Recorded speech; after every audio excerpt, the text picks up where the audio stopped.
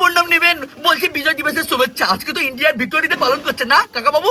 বলছি কাকা বাবু, আপনাকে এই 2 নম্বর সবুজ পতাকা কে সাপ্লাই দেয় বলুন তো? হ্যাঁ, বলছি মোদিজি আপনার গদি কিন্তু একদম লড়িয়ে দেবে বলে দিলুম। চায়ের কেটলি হাতে নিয়ে রাস্তায় বেরিয়ে পড়তে হবে বলে দিলাম আগের মতো। সেই শান্তির ছেলে, এটা বাংলাদেশের বিজয় দিবস তোমরা ইন্ডিয়া বলে চালিয়ে দিচ্ছ না?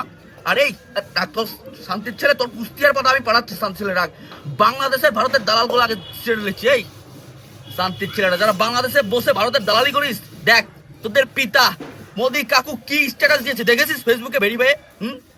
ও তোরা তো আবার ইংলিশ বুঝবি না, আমি বাংলায় ট্রান্সলেট করে দিচ্ছি। এখানে লিখেছে 1971 সালে ভারতের সাহসী সৈনিকদের শুভেচ্ছা জানিয়েছে তোদের মোদি।